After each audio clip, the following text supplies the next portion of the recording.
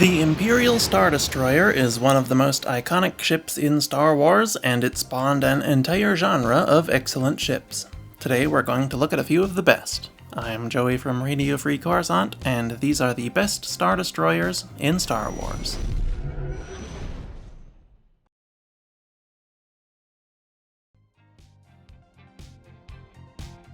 Gladiator. Starting small, the Gladiator-class Star Destroyer should probably be classed as a heavy cruiser if you ask me. But it's not, so let's take a look. The Gladiator was originally intended to be an escort for Imperial Star Destroyers in large battle groups, but it ended up primarily being used as an independent long-range patrol vessel instead. Gladiators could be seen guarding Outer Rim hyperlanes and searching for remote Rebel bases. It was quite powerful and posed an immense threat to any Rebel groups it encountered, despite its relatively small size for a Star Destroyer. It very effectively filled the role of a mid-sized warship that most galactic navies were missing. The Gladiator-class measured 600 meters long by about 455 meters wide and 180 meters tall. It had a Class 1 hyperdrive and a maximum atmospheric speed around 850 kilometers per hour. It was very heavily armed for its size, carrying 12 dual light turbolaser turrets, 10 medium laser turrets, 10 assault concussion missile launchers, and 8 tractor beam projectors. It could also carry a complement of 24 TIE fighters and 5 AT-STs, plus shuttles and landing craft. The ship required a crew of 1,255 officers, pilots, technicians, and more, and could carry 1,200 passengers, typically stormtroopers. Its cargo capacity was unknown, but likely on the order of several thousand tons, and it could carry 2 years of consumables as well. All that ran the Empire 34 million credits apiece, making it a pretty good value in my opinion. Onager. Next up is a very unique Star Destroyer that I am quite fond of. The Onager-class Star Destroyer was a siege weapon designed to break through planetary shields during orbital bombardment. It was originally created in secret during the end of the Clone Wars to swiftly defeat Separatist holdouts, but it proved very useful in the Galactic Civil War as well. It was even rumored to be the inspiration or even source for the First Order's siege cannon many years after the fall of the Empire. The ship was by and large an ordinary-looking Star Destroyer, with the exception of an enormous hammerhead section at the bow and an even more enormous pair of axial cannons running down the length of the ship. These could be either super heavy composite beam turbolasers or orbital bombardment particle cannons, depending on the individual ship. Rumors among the Rebel Alliance suggested these were powered by kyber crystals like the Death Star's super laser, and whether that was true or not, the Rebellion considered the Onager to be a superweapon due to its devastating long-range firepower against ground installations and capital ships alike. The Onager measured 1,288 meters long by about 775 meters wide and 190 meters tall. It had a Class 1.75 hyperdrive, and probably would have had around a 900 km/h top atmospheric speed, though I doubt there would ever have been a reason for one to enter a planet's atmosphere. It was armed with either 2 SCBTs or OBPCs, as well as 6 twin heavy turbolaser batteries, 24 single heavy turbolaser batteries, and 20 laser cannons. It carried a substantial complement of 36 TIE-line Starfighters and 6 Lambda-class shuttles, as well as 25,200 crew, 240 troops, 1 year of consumables, and a few thousand tons of cargo. It cost an astronomical sum of 376,500,000 credits, but for its hyper-specialized role, the Empire could afford to spare no expense. Venator. One of the most beloved Star Destroyers in galactic history, in fact one of the only Star Destroyers you could realistically describe as beloved by the average citizen, was the Venator-class Star Destroyer. This cruiser-carrier hybrid was the backbone of the Republic Navy throughout the Clone Wars, and went on to serve the Empire in small numbers even after being replaced by the Imperial Star Destroyer. The Venator was an extremely durable, powerful, and versatile ship, which was able to go toe-to-toe with all but the most powerful Separatist capital ships with ease. Miraculously, in combining the capabilities of a heavy cruiser and a carrier, Kuat engineers were able to eliminate the drawbacks of each type of ship without losing any of the benefits. Fortunately for the rebellion, the Tarkin Doctrine demanded the Empire sideline this ship and ignore any lessons learned from its success in favor of the more powerful and intimidating ISD. I am of the opinion that the ISD may have been a more powerful warship than the Venator, but the Venator would have been a better foil for the rebellion's tactics and capabilities due to its flexibility. And ironically, while the Venator didn't struggle against the Confederate Navy, the ISD probably would have better matched their tactics. So really, the Empire and the Republic should have swapped Star Destroyers. The Venator measured 1,137 meters long by 548 meters wide and 268 tall. It had a top speed of 975 km per hour and a Class 1 hyperdrive with an effective range of 60,000 light-years. It was moderately well armed with 8 dual heavy turbolaser turrets, 2 medium dual turbolasers, 52 to 64 point defense laser cannons, 4 proton torpedo launchers, 6 deck guns, and an optional SPHA turbolaser in the lower hangar. The ship could theoretically support 192 V-Wings, V-19 Torrents, or Eta-2 Actis interceptors, and 36 ARC-170s, but that seems to be more of a theoretical maximum than a common loadout. Venators were typically equipped with a complement of 12 to 48 regular starfighters in squadrons of 12, and 1 to 4 Jedi starfighters to lead these squadrons. Each squadron could consist of V-Wings, V-19s, ARC-170s, Y-Wings or Z-95 Headhunters, and the Jedi starfighters were usually Delta-7Bs or Eta-2s. In addition to its starfighter complement, the Venator could also host 20 to 40 LA-ATI gunships, 24 heavy military walkers, typically ATTEs, a few LA-ATC tank carriers to deploy them in situations where the Venator couldn't land to deploy them straight to the ground, and several shuttles. There was also usually room left over for several visiting ships to land in one of its 4 hangars as well. The Venator required 7,400 crew and could carry 2,000 troops, 20,000 tons of cargo, and 2 years of consumables. Its price was not publicly available information, but was estimated to be 59 million credits. If true, this would surely make it the best value of any of the destroyers on this list. Resurgent. On the opposite end of the timeline from the Venator was the Resurgent-class Star Destroyer. This behemoth was the largest ship ever to be referred to as a mainline Star Destroyer, exceeding even the Secutor-class from the Clone Wars. While the Empire may have ignored the lessons it could learn from its predecessor's Star Destroyer, the First Order designed theirs very carefully around several key takeaways from the ISD. First, the First Order could not afford to sacrifice ships left and right like the Empire had, and thus they made the Resurgent much hardier than the already durable ISD, with more advanced shields and its command bridge much more secure, buried in the ship's superstructure rather than at the top of a conspicuous central tower. Furthermore, they also changed their capital ship doctrine to favor surgical strikes with new and advanced weaponry, rather than volume of fire as preferred by the Tarkin doctrine. It was an incredibly impressive vessel that could have proved a grave threat to freedom in the galaxy in the hands of a more effective military power.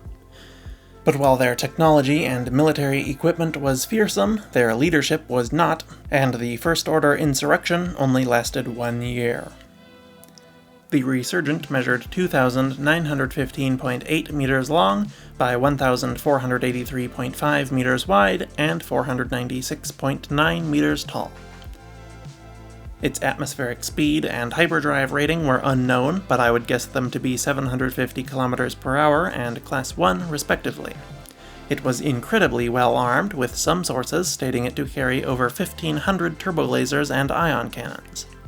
I do not believe this figure, and neither should you. I suspect it is First Order propaganda. The weapons we do know it is armed with are as follows: 16 primary dual heavy turbolaser batteries, 8 broadside-mounted twin dual and single heavy turbolaser batteries, 2 ventral heavy triple turbolaser turrets, an unknown number of single turbolaser cannons, roughly 1,000 triple light turbolaser batteries, 6 twin triple point defense laser cannons, 2 point defense quad concussion missile emplacements, and a number of tractor beam projectors. Presumably, it also had some number of ion cannons as well. The Resurgent's complement of embarked craft was similarly intimidating. Each carried 2 Starfighter wings consisting of standard First Order TIEs, Special Forces TIEs, and TIE bombers. Records do not show how many fighters were in a fighter wing in the First Order, but the Empire considered 72 Starfighters a wing in their time, 6 squadrons of 12, so the First Order likely used similar numbers for a total of 144 TIE fighters in 12 squadrons. The ship also carried 100 AAL troop transports, numerous ground vehicles including LIUV land speeders, tread speeder bikes, and likely various types of walkers, plus a prefabricated ground base. I have to assume the Resurgent also carried some kind of dropship to land the ground vehicles too. But that's not all. The Resurgent-class also typically carried an entire First Order light cruiser docked in the nose of the ship. This was a fully fledged warship all its own, capable of operating independently or in conjunction with Resurgent-class Star Destroyers.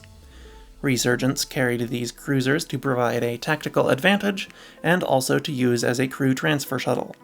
The Resurgent had an enormous crew and passenger capacity, and couldn't land on a planet's surface itself, so deploying troops or crewing a newly built Resurgent would take prohibitively long with just shuttles, and a larger ship such as the First Order light cruiser was necessary. The Resurgent required a crew of 19,000 officers and 55,000 enlisted men for a total of 74,000. You'd think one of the innovations they would have included would be some level of automation, since they had to build up their forces in secrecy for a decade before attacking the New Republic, especially since the Separatists had several nearly fully automated capital ships some 50 years before the Resurgent was designed. But maybe that's part of why the First Order failed. Bear in mind that many of these crewmen had also been kidnapped as children or even raised from birth, specifically to become Star Destroyer crew. I cannot fathom what they were thinking, building Star Destroyers that required that many crew, which they also had to make from scratch. What an unbelievable waste of time and resources. Just get droids to do everything and cut the crew requirements in half. Anyway, it could also carry a full legion of 8,000 stormtroopers, most of whom also had to be raised from childhood, by the way. The price of a Resurgent is unknown, but I would guess it to be about twice the price of an Imperial Star Destroyer, about 300 million credits. What it would cost to crew such a behemoth, when most of the crew had to be raised from childhood or infancy, I cannot even begin to imagine. I'm told it costs around $300,000 to raise a child to the age of 18 in the US currently, so multiply that by, let's say, half of the 82,000 crew and troops aboard, and you're looking at an additional 12.3 billion credits per ship to create the crew. Not pay them, every ship needs to pay its crew, but raise them.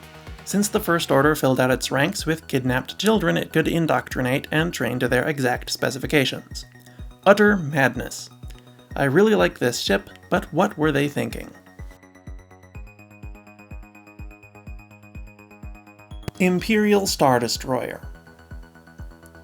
And finally, the ultimate Star Destroyer, one of the most feared warships in galactic history, was the Imperial Star Destroyer.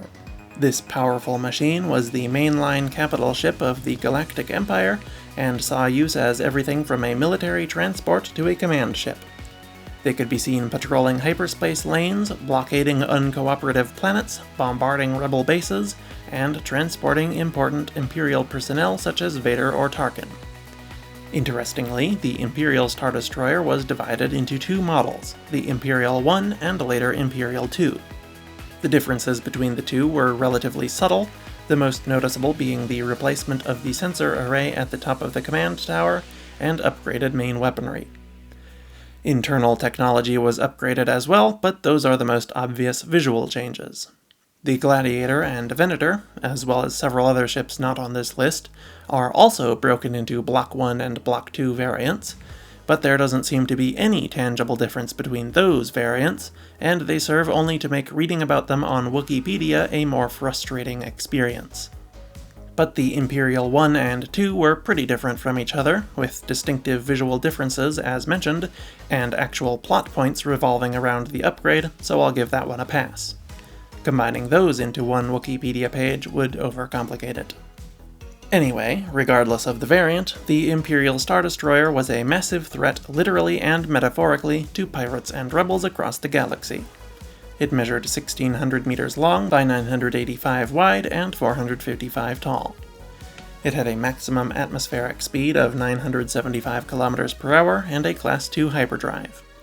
Its armament depended heavily on the variant. The Imperial I was armed with 6 dual heavy turbolaser turrets, 2 dual heavy ion cannon turrets, 2 quad heavy turbolaser batteries, 3 triple medium turbolaser turrets, 2 medium turbolasers, 60 heavy turbolaser cannons, 60 ion cannons, 4 point defense laser cannons, 2 heavy tractor beam projectors, and 1 pursuit tractor beam array.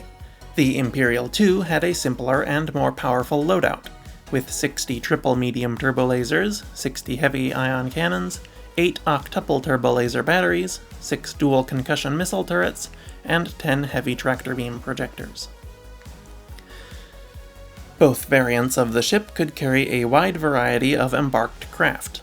Typically, an ISD would carry a wing of 72 TIE fighters, consisting of 48 standard TIEs, 12 TIE bombers or TIE defenders, and 12 TIE boarding craft or TIE interceptors. It may also carry 5 assault gunboats, presumably skip-ray blast boats, 15 Delta-class stormtrooper transports, 1 Gamma-class assault shuttle, 2 Gozanti cruisers for supply transportation and ground deployment, 8 LAAT LE patrol gunships, 8 Lambda shuttles, 12 Sentinel-class landing craft, several Walker transport barges, numerous X-313 hyperdrive pods, several prefabricated garrison bases, several DX-10 Imperial troop transports, at least 20 AT-AT walkers, 30 AT-ST or AT-DP walkers, 15 K-79 S-80 Imperial troop transports, and dozens of 74Z speeder bikes. I don't think every ISD would have carried all of that at once, but that's what you might find on board. For example, I doubt an ISD would carry both Gozanti cruisers and Walker barges, since the Gozanti can deploy walkers itself, or carry multiple types of troop transport landers.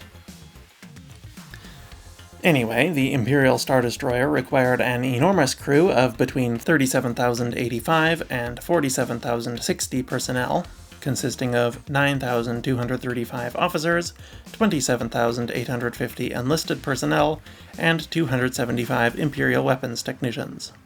It also employed thousands of various droids, such as protocol droids, KX security droids, and astromech droids. It could be operated by as few as 2,000 personnel in emergencies. It had a passenger capacity of 9,700, typically stormtroopers or Imperial infantry. It also had a cargo capacity of 36,000 tons and 2 years of consumables.